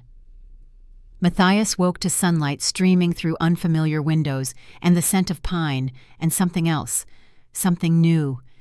Void touched air, crisp and clean, like the moment after a thunderstorm. He lay still for a long moment, taking inventory. His body ached in places he'd forgotten existed. His shoulder where the butcher had marked him was tender but whole. The black veins transformed into silver tracery that caught the light like metal beneath skin. He was alive. That was the first surprise. The second was that he felt lighter somehow, unburdened. The constant pressure of alpha dominance that had lived in his bones for 32 years was simply gone. He'd given it away in the ritual, traded it for Sera's survival, and discovered he didn't miss it at all. The door opened quietly. Thorn entered carrying a tray with food and water. His single eye assessed Matthias with the practiced efficiency of someone who'd spent decades caring for wounded soldiers. You look better than you have in years. Less like you are carrying 7 kingdoms on your back, because I'm not alpha anymore. Matthias pushed himself up against the pillows. His arms shook with the effort, but held. How long was I out? 2 days. Thorn set the tray down. You burned yourself down to nothing in that ritual. Healers said it was a miracle you survived it all. The girl, Sera, she sat with you the whole time. Wouldn't leave even when we told her she needed rest herself. Where is she now? Training yard. Thorn's mouth quirked in what might have been a smile. Teaching young Voidwalkers basic control. Turns out there were 3 dormant bloodlines in the Northern Territories, children who never knew what they carried. She is showing them how to access their power safely. Matthias absorbed that. 3 more Voidwalkers. The bloodline wasn't extinct after all, just hidden, suppressed, waiting for someone brave enough to show them it was safe to emerge. Leave it to Sera to find them within days of her own awakening. He ate slowly, his body remembering how to process food. The bread was fresh, the cheese sharp, the water cold and perfect. Simple things, but they tasted like resurrection. When he finished, Thorn helped him dress in clean clothes. Not royal robes, but simple shirt and trousers. Clothing for a man, not a king. They have been asking to see you, Thorn said as they walked through hallways toward the compound's center. The Northern Alphas, the pack leaders, Elder Morgan. Everyone wants to know if you are still committed to integration now that you are not Alpha. More committed than before. Matthias's voice was firm. I made that choice with full knowledge of what it would cost.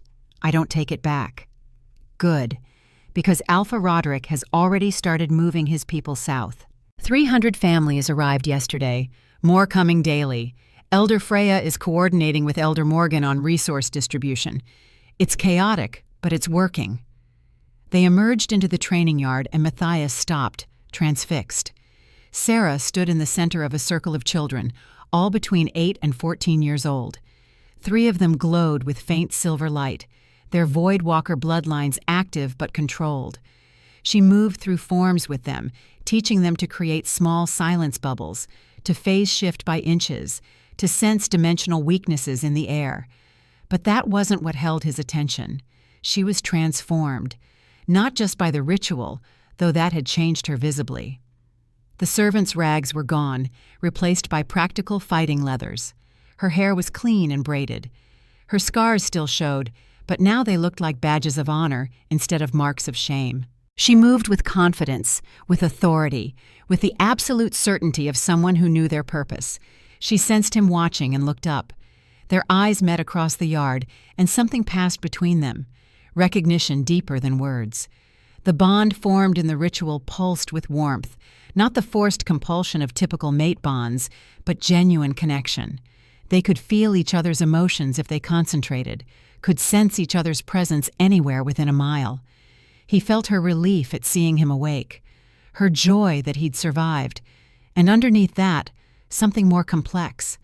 Uncertainty about what came next, fear that he might regret what he'd given up, hope that maybe, just maybe, they could build something real between them.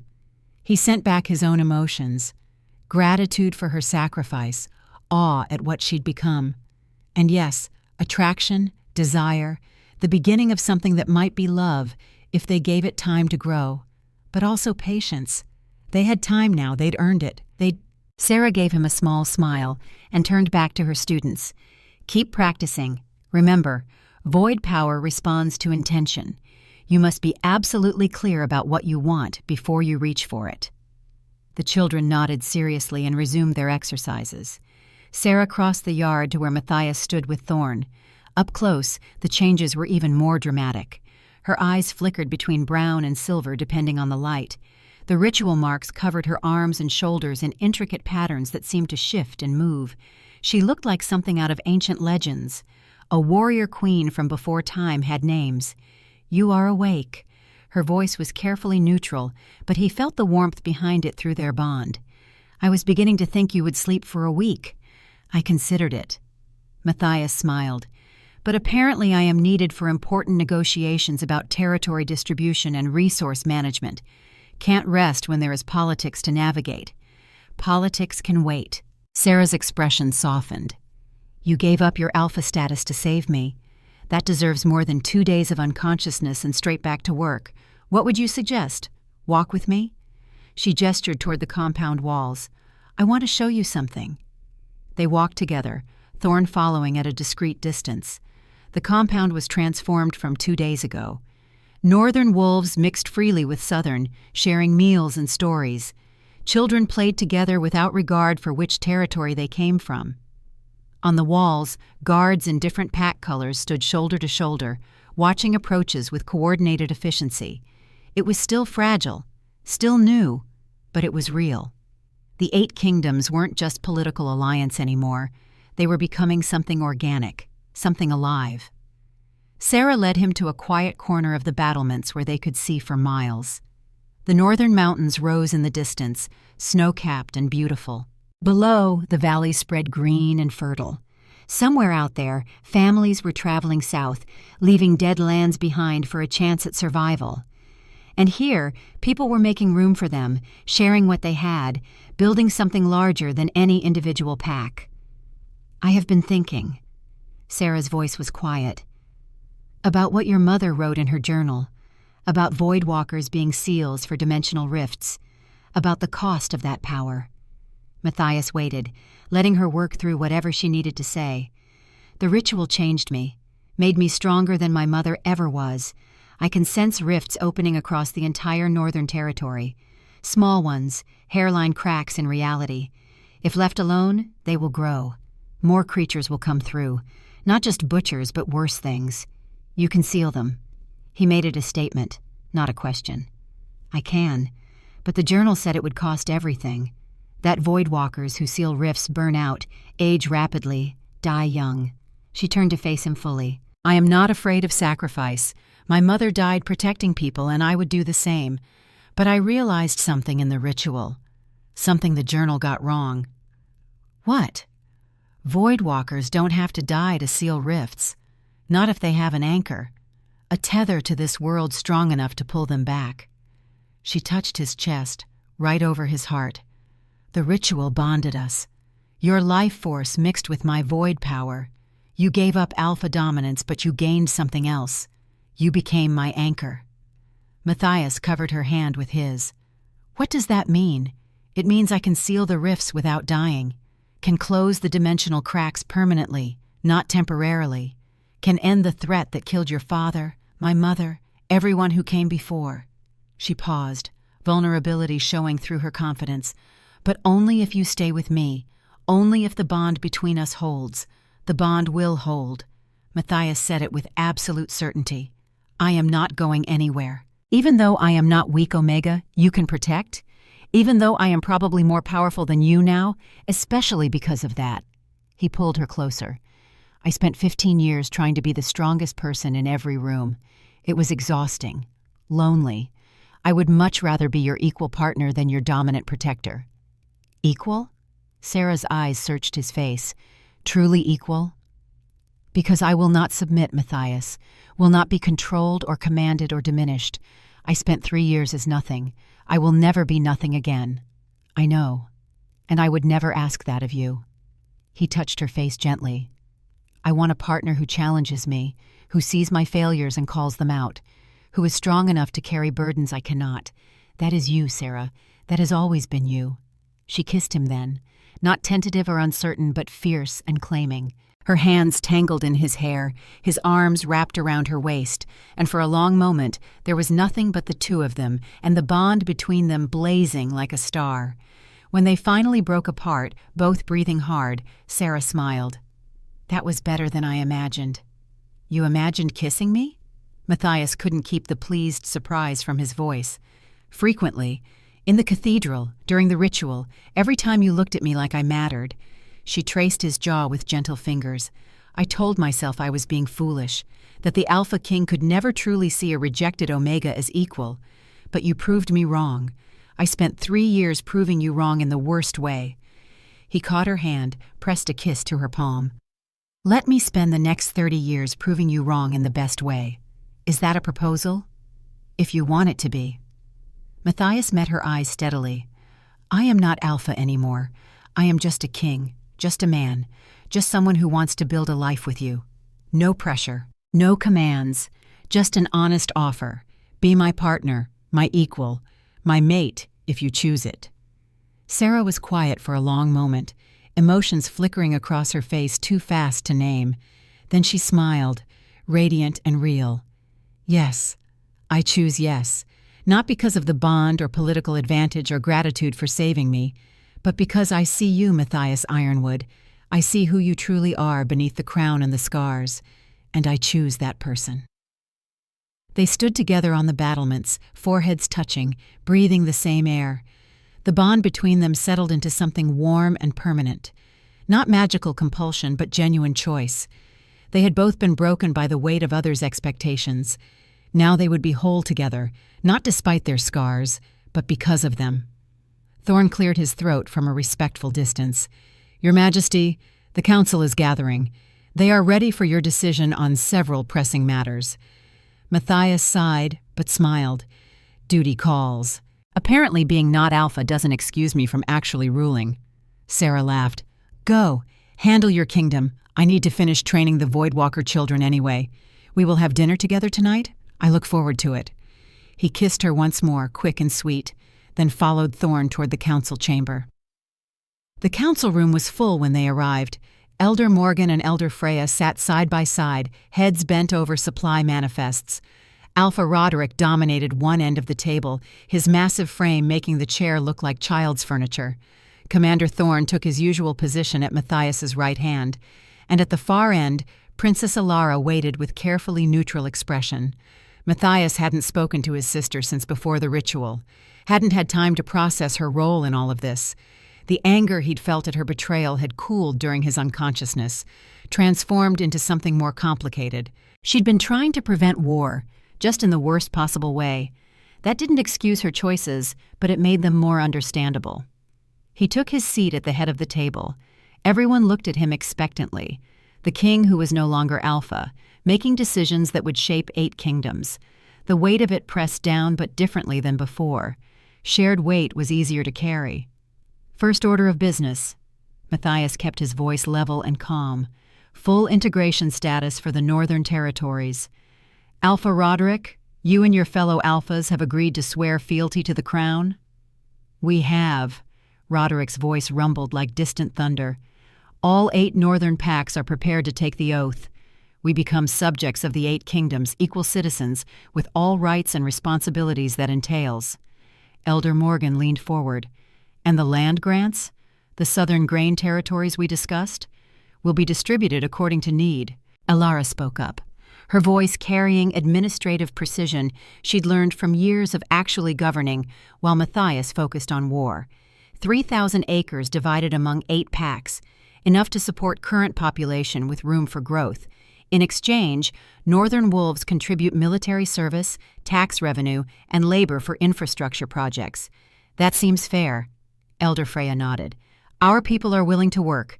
We are not asking for charity, King Matthias. We are asking for opportunity. And you shall have it." Matthias met her eyes. "But understand this. Integration means more than just living on southern land. It means your children learn in our schools. Your elders sit on our councils. Your traditions mix with ours until we cannot tell where one ends and another begins. If you are not ready for that level of change, speak now." Roderick stood. His height forced everyone to look up. "We are ready. Have been ready since you offered fairness when you could have demanded surrender. You treated us as people worth saving instead of problems to eliminate. That is worth more than any territory. Then we have accord." Matthias stood as well. "Tomorrow at dawn, we hold formal ceremony. All 8 northern packs swear fealty. The 8 kingdoms become official, and we begin building something that has never existed before, true alliance based on mutual benefit instead of conquest." The council erupted in discussions about logistics and ceremony details. Matthias let them work, his mind already moving to the next problem.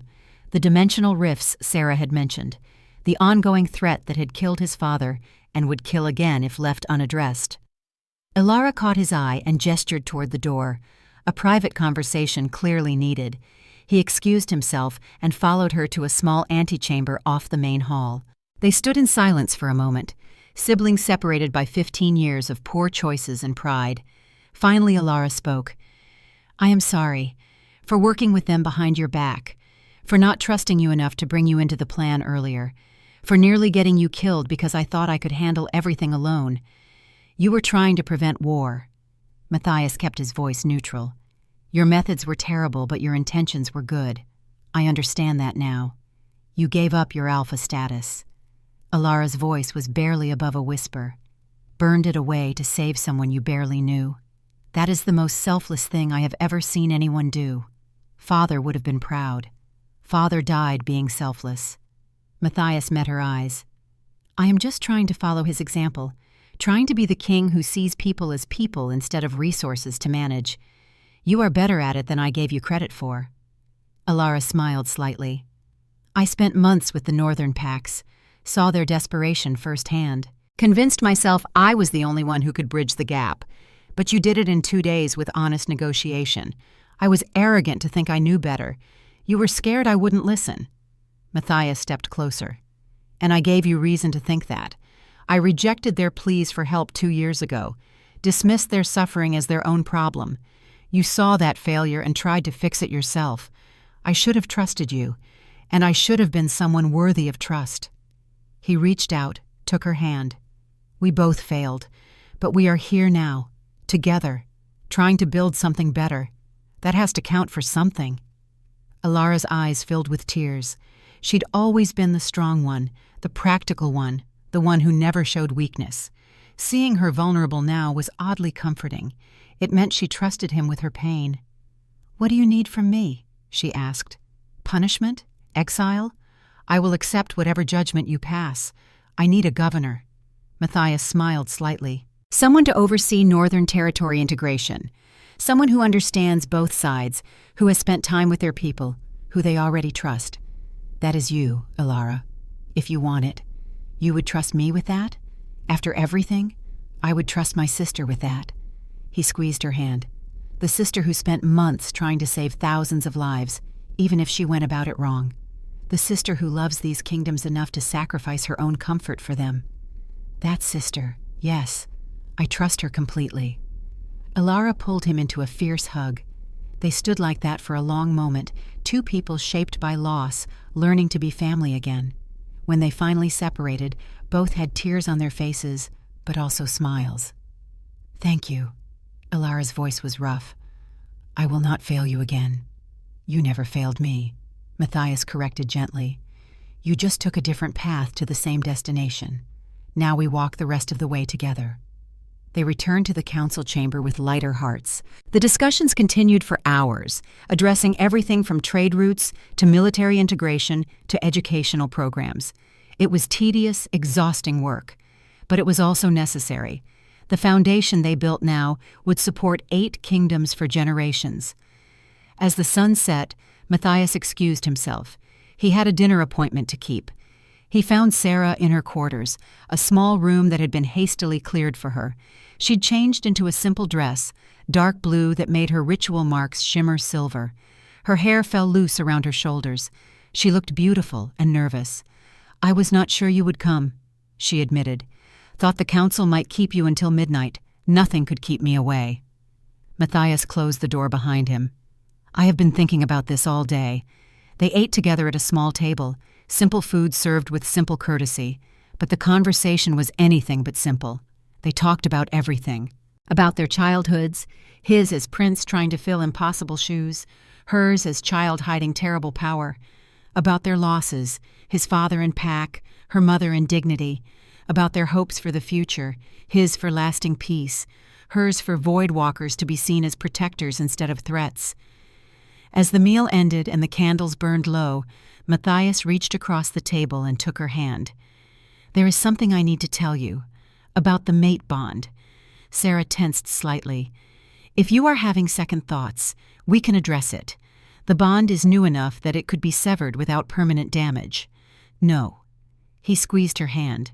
"I am not having second thoughts, but I need you to understand what accepting me means. I am not Alpha anymore. I cannot protect you with dominance or power. I am just a man with a crown and too many scars." "Good," Sera smiled, "because I do not need protection. I need partnership. Someone who sees me as equal, who trusts me to handle my own battles, who stands beside me instead of in front of me. I can do that." Matthias stood, moved around the table, and knelt beside her chair. "I want to do that. Be your partner in everything, but only if you choose it freely. No bond, no obligation, no debt, just choice." Sera cupped his face in both hands. "I choose you. Choose us. Choose this terrifying, complicated, beautiful thing we are building together." They kissed, slow and deep and full of promise. The bond between them flared bright, settling into permanence. This was what mate bonds were supposed to be. Not magical chains, but freely forged connection between equals. "Stay with me tonight?" Sera whispered against his lips. "Not for anything physical, just to not be alone. I would like that very much." Matthias stood, pulled her up with him. They moved to the bed and lay down together, fully clothed, wrapped in each other's arms. The bond pulsed between them, warm and steady and right. For the first time in 15 years, Matthias slept without nightmares. The next weeks passed in a blur of activity. The formal oath ceremony where 8 northern packs swore fealty to the crown. The beginning of mass migration as thousands of families moved south. The establishment of Sera's Voidwalker Academy, training children to use their power for protection instead of destruction. Matthias threw himself into the work of actually governing. Without alpha dominance to fall back on, he learned to lead through wisdom, through fairness, through actually listening to people.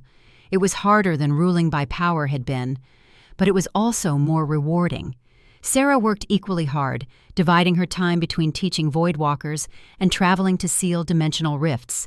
With Matthias as her anchor, she could close the cracks permanently without burning herself out. Each sealed rift made the world a little safer, a little more stable. They grew together through shared purpose, learned each other's rhythms and habits, discovered how to fight without cruelty, how to compromise without surrendering principles, how to be partners in truth as well as title. 2 months after the ritual, they married. Not a grand royal wedding, but a simple ceremony with close friends and family. Thorn stood as Matthias's witness. Young Lysa, one of Sera's Voidwalker students, stood as hers. They exchanged vows they'd written themselves, promising partnership and equality and choice above all else.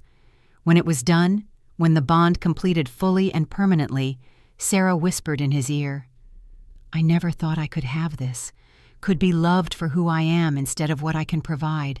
You deserve this, and more." Matthias held her close. "Deserve every happiness, every moment of peace, every ounce of joy the world can offer. So do you." She pulled back to look at him directly. "You spent 15 years carrying weight alone. Now you get to share it. Now you get to rest sometimes. Now you get to just be happy. I like being happy with you." He smiled. "We should do it more often." "Agreed." Sera laughed. "Right after we finish integrating 8 kingdoms, sealing 50-dimensional rifts, training 12 Voidwalker children, and convincing Elder Morgan that education programs are worth the investment." Matthias groaned. "When you put it that way, happiness sounds exhausting. Worth it, though." She kissed him softly. "Everything is worth it as long as we do it together." 3 months into their marriage, trouble arrived from an unexpected direction. A messenger rode hard from the eastern border carrying news that made Matthias's blood run cold. Seer Morvana requests immediate audience with the Void Queen and King, says she has urgent warning about dimensional instability. They received the seer in the Great Hall with full ceremony. Morvana was ancient, her face marked with void scars, so old they'd faded to silver threads. She carried a staff that seemed to bend light around it, and her eyes held knowledge that spanned centuries. "Young Voidwalker." Morvana's voice was surprisingly strong. "You have done well, sealed 47 rifts in as many days, given your people hope that the dimensional crisis can be solved. But," Sera prompted, because that tone suggested there was a significant but coming. "But the rifts are symptoms, not cause." Morvana moved to the center of the hall. "The dimensional barriers have been weakening for years. The butchers, the rifts, the blight affecting northern lands, all connected, all manifestations of deeper problem." "What problem?" Matthias asked. "The original void rift your father sealed 15 years ago." Morvana tapped her staff against the floor. "King Aldrich did heroic thing, gave his life to close breach between worlds, but he only had time for temporary seal. It was meant to last 2 decades while proper solution could be found. We are at 15 years. Sera's voice was tight. 5 years left before it opens again? Less than that. Morvana's expression was grim. The seal is cracking faster than expected, stress from all the smaller rifts weakening it. You have maybe 2 years before it fails completely. When it does, everything your father fought to stop will come through. An army of void creatures that make butchers look like children's nightmares. The hall went silent. 2 years. It sounded like a long time, but Matthias knew better. 2 years to prepare for something that had killed his father. 2 years to find a solution that didn't require another suicide sacrifice. Can Sera seal it? Thorne asked bluntly. With Matthias as anchor, can she close it permanently? She could try. Morvana looked at Sera with something like pity. But the original rift is massive, would require more power than sealing 47 smaller rifts combined. Even with anchor, the strain might kill her, or break the bond between you, leaving you both damaged beyond repair. So we have 2 years to find another option. Matthias kept his voice steady. 2 years to either strengthen the seal or discover a way to close it that does not cost everything. There might be a way. Morvana's tone suggested she doubted it even as she spoke. Ancient texts mention something called the Silent Singers, beings from the void dimension who exist to maintain dimensional barriers. If you could contact them, convince them to help repair the rift from the other side, it might work. How do we contact beings from another dimension? Sera asked. That, young Voidwalker, is what you must discover. Morvana turned to leave. You have 2 years. Use them wisely. Train more Voidwalkers. Strengthen your bond. Prepare for the possibility that sacrifice will be necessary despite all efforts to avoid it. She was gone before anyone could respond, vanishing into shadow like she'd never been there at all. The hall erupted in anxious conversation. 2 years, a deadline hanging over everything they'd built. Matthias found Sera's hand and squeezed gently. "We will find a way. We always do." "Together?" she asked, echoing their wedding vows. "Together," he confirmed. "No matter what comes." The next months were a flurry of preparation. Sera intensified Voidwalker training, pushing her students harder. Matthias worked with the 8 kingdoms' combined militaries, preparing defenses for what might come through if the seal failed. They commissioned scholars to search ancient texts for any mention of silent singers. They sent expeditions to old Voidwalker sites, hoping to find lost knowledge. And through it all, they grew closer. The bond between them deepened with every challenge faced together, every compromise reached, every moment of joy stolen between crises. They learned that partnership meant supporting each other's strengths and covering each other's weaknesses. That love was not about never fighting, but about fighting fair and reconciling honestly. 6 months after Morvana's warning, Sera made a breakthrough.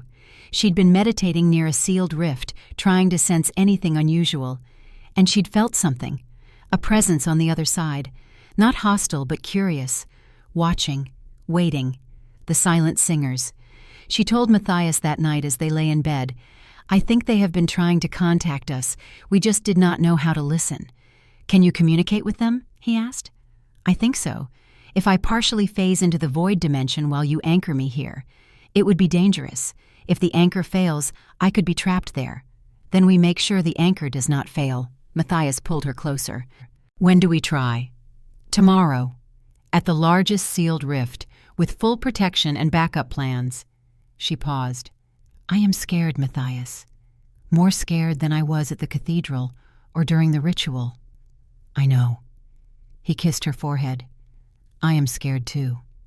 But we do this together, and together we can face anything." The next day, they traveled to the site of the largest sealed rift, a place in the northern mountains where reality had torn, and Sera had sealed it with Matthias's help. Commander Thorne came with full guard detail. Elder Morgan and Elder Freya represented the kingdoms. Elara brought observers from the northern territories. Everyone who mattered was there to witness this attempt. Sera stood at the center of the sealed rift. The ritual marks on her skin glowed silver in the thin mountain air. Matthias stood behind her, hands on her shoulders, every ounce of his being focused on maintaining their bond, on being her anchor to this world while she reached into another. "Ready?" she asked without looking back. "Always." He said it like a promise. Sera closed her eyes and reached. Her body stayed solid, but her consciousness shifted, sliding sideways into the space between dimensions. The void was cold and empty and infinite. Nothing existed here except potential, except silence waiting to become sound. And in that silence, something sang. The silent singers were not creatures in any normal sense. They were living concepts, consciousness without form, sound without source. They existed to maintain the boundaries between dimensions, to keep reality stable, to ensure that what should stay separate remained so. They had been trying to contact Voidwalkers for years, trying to warn them that the dimensional barriers were failing, but Voidwalkers had been hunted to near extinction. There was no one left to hear the warning. Until Sera. The communication was not words, but pure understanding. Images and emotions and knowledge flowing directly into her mind. The silent singers showed her the truth. The original Void Rift had not been an accident. It had been deliberate. A group of void creatures desperate to escape their dying dimension had forced it open, creating a permanent weakness in reality. King Aldrich had sealed the breach, but not eliminated the weakness. It remained, a scar in the fabric of existence, and now that scar was tearing again under the pressure of so many smaller rifts opening across the kingdoms. The silent singers could repair the damage permanently, but they needed help from this side, needed a Voidwalker strong enough to hold the barrier steady while they worked from their dimension. The process would take hours, would require perfect focus and absolute trust between Voidwalker and Anchor. It would be the hardest thing Sera had ever done. But it was possible. They could save everyone without anyone dying. Sera pulled back into her body, gasping. Matthias caught her as her legs gave out. "Got her. Always got you. I know how to fix it." She looked up at him with tears streaming down her face. The silent singer showed me. We can seal the rift permanently. Together, no death required, just trust and work and time. Then that is what we will do. Matthias held her close. Whatever it takes, however long it takes. We see this through together. The final sealing took place 1 year and 9 months after Morvana's warning. They'd spent months preparing, training, strengthening their bond until it was unbreakable. Sera had brought her Voidwalker students to help maintain smaller seals while she focused on the main rift. Matthias had coordinated support from all 8 kingdoms, ensuring that if something went wrong, help would be immediate. They stood together at the site of the original Void Rift, the place where Matthias's father had died 15 years ago, the place where so many had been lost. Now it would become the place where the threat ended forever. Sera faced partially into the void dimension. Matthias anchored her with everything he had, and the silent singers began their work from the other side. It took 6 hours. 6 hours of Sera holding the barrier steady while beings of living sound wove new reality into existence. 6 hours of Matthias pouring his strength into their bond, keeping her tethered to this world. His body gave out after 4 hours. He collapsed, but did not let go. Thorn caught him, held him upright, lent him strength. Then Elder Morgan added her support, then Alara, then Alpha Roderick, then hundreds of wolves from 8 kingdoms, all linked together, all lending power to keep their Void Queen anchored. It was the most beautiful thing Matthias had ever seen.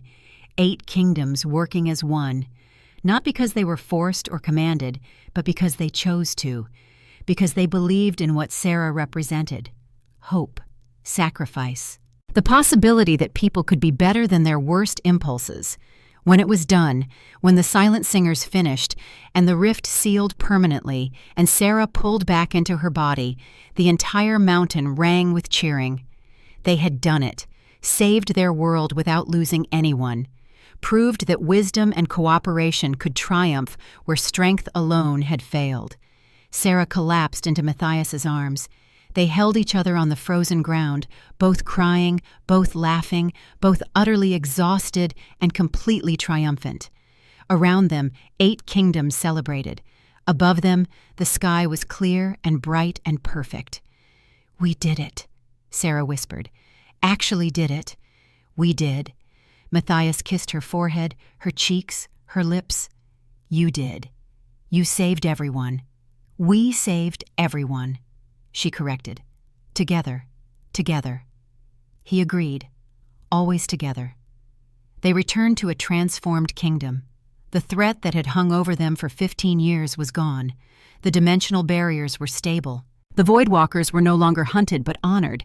The 8 kingdoms had proven that integration could work, that former enemies could become family. Matthias ruled with Sera at his side, not as king and consort, but as partners. They made decisions together, faced challenges together, built a future together that honored both of their strengths. Thorn retired officially, spending his days training young warriors and telling stories about the old times. Elder Morgan and Elder Freya became close friends, their political arguments transforming into fond bickering. Alara governed the Northern Territories with fairness and wisdom, finally finding purpose beyond being the king's sister. And Sera's Voidwalker Academy grew, training dozens of students in the safe use of power, teaching them they were not cursed or broken, but blessed with the ability to protect people who could not protect themselves. 5 years after the final sealing, Matthias and Sera stood on the same balcony where they'd shared their first real conversation.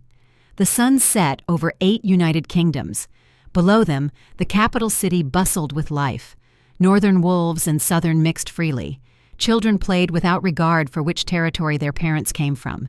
It was messy and loud and imperfect. It was beautiful. "Do you ever regret it?" Sera asked. "Giving up your alpha status? Becoming just a man with a crown?" "Never." Matthias pulled her close. "Best decision I ever made. Gave me you. Gave me actual partnership instead of lonely dominance. Gave me a life worth living instead of just duty worth dying for. I used to think being nothing was the worst fate possible." Sera leaned into him. "Spent 3 years being invisible, being dismissed, being ground down until I almost believed I deserved it." "And now?" he prompted. "Now I know that being nothing was just the beginning." She turned in his arms. Being nothing meant I could become anything, could build myself into exactly who I wanted to be. No expectations, no limitations, just choice. We are both better for having been broken, Matthias mused. Strange how that works. Not strange. Sera smiled. Just true. You cannot appreciate wholeness until you have been shattered, cannot value choice until it has been taken, cannot recognize partnership until you have carried weight alone. They kissed as the sun disappeared below the horizon. Around them, lights began to glow in windows across the city, families sitting down to dinner, children being tucked into bed, people living ordinary lives in extraordinary peace. This was what they'd fought for. Not glory or power or dominance, just this. Ordinary people living ordinary lives without fear of dimensional monsters or kingdom wars or senseless violence. It was a small thing and an enormous thing all at once. The future would bring challenges. It always did. But Matthias and Sera would face them together. Two people who had been nothing, had become something, had chosen to be everything to each other. Their story was not about strength or power or destiny. It was about choice, about wisdom, about partnership. It was about being human in the best possible way. And it was enough, more than enough. It was everything. Somewhere in the space between dimensions, the silent singers hummed with approval. The Voidwalker and her anchor had saved their world, had proven that cooperation was stronger than conflict, had shown that the broken could become whole and the whole could choose to be better. The 8 kingdoms stood united. The dimensional barriers held strong. And at the center of it all, 2 people loved each other with the fierce dedication of those who had earned every moment of happiness they claimed. Sera Ashborne and Matthias Ironwood. The Void Queen and the King who gave up everything to become something better. Their reign was just beginning, and it would be legendary, not for wars won or enemies conquered, but for peace maintained, for lives saved, for choosing wisdom over strength in every moment that mattered. They stood together on the balcony until the stars came out. Then they went inside to their home, their life, their future, together, always together. Exactly as it should be. The end of one story, the beginning of everything else.